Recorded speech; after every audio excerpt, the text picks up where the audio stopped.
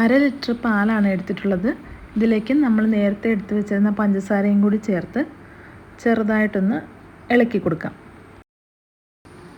പഞ്ചസാരയും പാലും കൂടി നല്ലോണം മിക്സായിട്ട് ഒന്ന് ചൂടായിട്ട്, അതായത് തിള വരുന്നതിനൊരു തൊട്ട് മുന്നേ ഉള്ള സമയമുണ്ടല്ലോ, നല്ലോണം ചൂടായിട്ട് ആവി പറക്കുമല്ലോ, ആ സമയത്ത് നമ്മൾ നേരത്തെ മിക്സ് ചെയ്ത് മാറ്റി വെച്ചിരുന്ന കസ്റ്റാർഡിൻ്റെ മിക്സില്ലേ, അത് ഇതിലേക്ക് ഒഴിച്ചു കൊടുക്കണം.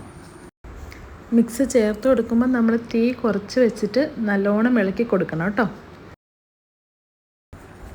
അങ്ങനെ നല്ലോണം തിളച്ച് നല്ല കുറുകി വന്നിട്ടുണ്ട്. ഈ ഒരു പരുവാകുമ്പോഴത്തേക്കും നമുക്ക് ഗ്യാസ് ഓഫ് ചെയ്യാം കേട്ടോ. വളരെ പെട്ടെന്നൊരു 10 മിനിറ്റിൽ തയ്യാറാക്കിയെടുക്കാൻ പറ്റിയ പുഡിങ്ങാണ് കേട്ടോ ഇത്. ഒരുപാട് സാധനങ്ങളും വേണ്ട, ജസ്റ്റ് ഒരു പാലും ബ്രെഡും പഞ്ചസാരയും കസ്റ്റാർഡ് പൗഡറും ഞാൻ പറഞ്ഞില്ലേ, എല്ലാ ബേക്കറികളിലും ഇപ്പോൾ കിട്ടും കേട്ടോ.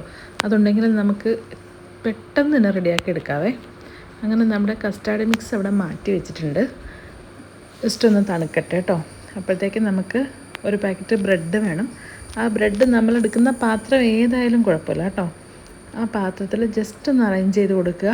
അതിൻ്റെ മുകളിൽ നമ്മൾ നേരത്തെ തയ്യാറാക്കി വെച്ചിരുന്ന മിക്സ് ഒഴിച്ച് കൊടുക്കുക. എന്നിട്ട് സെയിം വീണ്ടും മേലിലായിട്ട് ബ്രെഡ് അറേഞ്ച് ചെയ്യുക. അതിൻ്റെ മേലിലായിട്ട് നമ്മുടെ കസ്റ്റാർഡ് മിക്സ് ഒന്ന് ഒഴിച്ച് കൊടുക്കുക. ഇത്രയേ ഉള്ളൂ, നമ്മുടെ പുഡിങ് റെഡിയാണ്. പിന്നെ നമ്മുടെ കയ്യിൽ ഏതാണോ നട്ട്സ് ഉള്ളത്, ആ നട്ട്സ് ജസ്റ്റ് പൊടിച്ചിട്ടൊന്ന് ഇതിൻ്റെ മേളിലേക്ക് ഇട്ട് കൊടുക്കാം. അത് കയ്യിലുണ്ടെങ്കിൽ മാത്രം ചെയ്താൽ മതി കേട്ടോ. അല്ലാതെ തന്നെ കഴിക്കാനായിട്ട് നല്ല ടേസ്റ്റാണേ.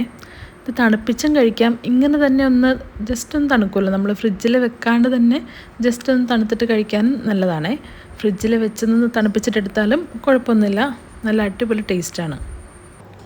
അപ്പോൾ ഇത്രയേ ഉള്ളൂ. പുഡിങ് എല്ലാവരും തയ്യാറാക്കി നോക്കണം. ഇഷ്ടമായെങ്കിൽ ലൈക്ക് ചെയ്യണം, കമൻറ്റ് ചെയ്യണം, സബ്സ്ക്രൈബ് ചെയ്യണം.